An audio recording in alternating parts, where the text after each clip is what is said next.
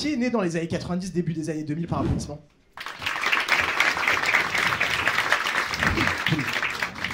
J'ai une théorie sur cette génération. Je crois qu'on est increvable et qu'on a un bête de système immunitaire. Parce qu'on a connu un truc dans notre jeunesse. Les couilles de mammouth. Est-ce que tout le monde voit de quoi je parle ou pas? Vous vous rappelez de ce truc? En gros, pour ceux qui voient pas, c'est un bonbon en forme de boule de pétanque que tu pouvais acheter genre à la boulangerie et qui durait à peu près 1 an et demi. C'est ça le délire? C'est ça, c'était immonde tous les jours. Non mais les gens, on était là, on sortait notre boule, on la léchait à la récré pendant des heures. Après on la faisait tomber un peu par terre, on la ramassait, on la reléchait. C'était dégueulasse, c'était un problème de santé publique, personne n'a rien fait pour l'arrêter. Très bien, on est là, on essaye d'éduquer des gamins convenables, ouais, brosse-toi les dents 3 fois par jour, lave-toi les mains après les chiottes. Par contre, si tu veux lécher la boule que t'as dans la poche depuis 3 semaines, avec laquelle t'as probablement joué aux billes...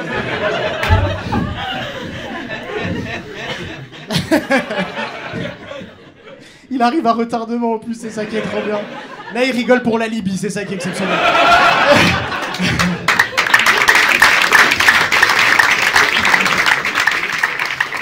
Et vous vous rappelez ou pas quand tu terminais ce qu'il y avait ou pas? Un putain de chewing-gum. Tout ce taf de chicot multicolore, de tendinite de la langue, d'irritation du palais pour un de chewing-gum. Et après on s'étonne que notre génération elle a plus le goût du travail. Évidemment, c'est quoi ces exemples? La France c'est la méritocratie, la preuve que non. Qu'est-ce que c'est? Y a rien qui va, même le nom quoi, de mammouth. Pour des enfants, mais qu'est-ce que c'est? On est fous. Déjà, est-ce qu'on peut laisser cet animal préhistorique tranquille? Qu'est-ce que c'est que cette histoire? T'imagines aujourd'hui on sort un bonbon, on l'appelle clitoris d'écureuil? Je sais pas. Non mais... Est-ce que vous aussi, dans votre éducation, votre père ou votre mère, ils avaient cette phrase en bouche? Ramène-moi le baccalauréat. Moi, mes parents, c'était que ça. Surtout mon père. Il me trompe de dire, Sylvain, ramène-moi le bac, ramène-moi le bac. J'étais en mode, je connais mes capacités. Et à chaque fois, je me disais, il m'a pas dit comment. Il m'a pas dit comment. Après, je l'ai eu, hein, je l'ai ramené le bac. Mais j'ai des co-auteurs. Vraiment, je dois remercier...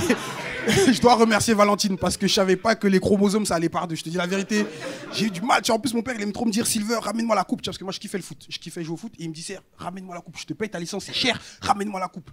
Ça fait moi des fois j'allais jouer au foot, je perdais, mais je ramenais la coupe. Tu vois ce que je veux dire? Comment tu vois?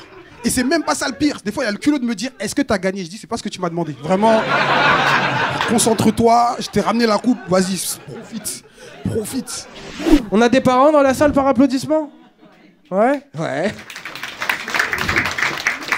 Alors j'ai un truc, je demande ça parce que j'ai revu une photo de moi quand j'étais petit. Et je sais pas si mes parents, ils avaient pas d'argent. Ou s'ils avaient pas de goût. Mais comment j'étais habillé, mon frère? Un cracheur de feu, ça avait pas de sens, frérot. J'avais un pull jaune fluo, frère.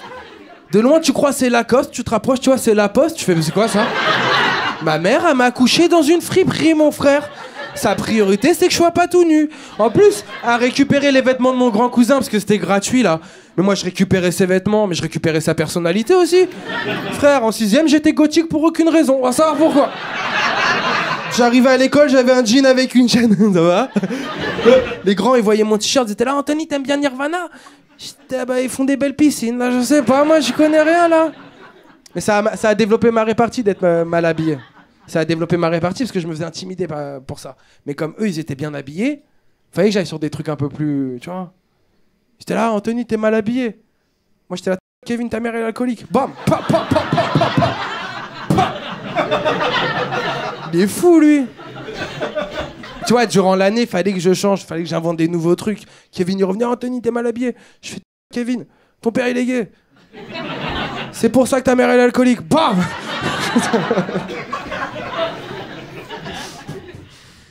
En vrai, c'est un conseil pour les petits qui se font intimider. Même si c'est pas vrai, dites que sa mère elle est alcoolique, frère. Parce que lui, il sait pas, tu vois. Du coup, il va douter. Il va lui parler, il va être la masque, elle est bourrée, là. Je comprends pas, c'est quoi le... Moi, quand j'étais plus jeune, ça a été difficile à un moment donné parce que j'étais victime d'harcèlement scolaire. Et mes notes, elles chutaient à cause de ça. Mais j'ai expliqué à personne parce que, je sais pas, j'avais pas envie. Et du coup, j'ai un rendez-vous chez la CPE. Et à l'époque, quand tu avais un rendez-vous chez la CPE, tu recevais la lettre, tu interceptais, Alhamdoulilah. Aujourd'hui, il y a Pronote. Ils savent qu'il y a rendez-vous avec la CPE. Tout le monde sait tout. Tes frères et sœurs viennent te dire ah, il a rendez-vous avec la CPE. Ah. Maintenant, moi, à l'époque, j'y vais. En fait, je savais pas avec qui aller. Du coup, qu'est-ce que je fais? Je prends un grand de mon quartier, il s'appelle Youssef. Il lui manque 3 dents là. Je lui dis, tu viens avec moi, on va à un rendez-vous, tu parles pas, tu dis rien. Juste, tu viens. Il vient avec moi, les gars. On s'assoit, la CPE est là. Qu'est-ce qui se passe, Malik? Elle me crie dessus. Putain. Je suis là, non, voilà. Et tout. Je me tais, je dis rien. Et d'un coup, il y a un silence. Youssef, il me regarde, il regarde la CPE, il fait eh ouais, on va faire quoi de toi maintenant? Elle dit rien, elle est choquée. Et là, il me met une porte comme ça. Et la CPE, elle sépare, elle dit mais calmez-vous, monsieur. Je dis ouais, calmez-vous, monsieur. J'essaie de lui dire dans les yeux, c'est pas le deal. On sort de là, il me regarde et je lui dis pourquoi tu as fait ça? Il me dit je suis là, j'ai joué mon rôle jusqu'au bout. Je dis oui, ils vont ramener la protection de l'enfance maintenant. Je serai là pour les accueillir. Je dis non. Ne sois plus jamais là, mec. Allez, je m'arrêterai sur ça. Merci de m'avoir écouté, la famille. Merci beaucoup.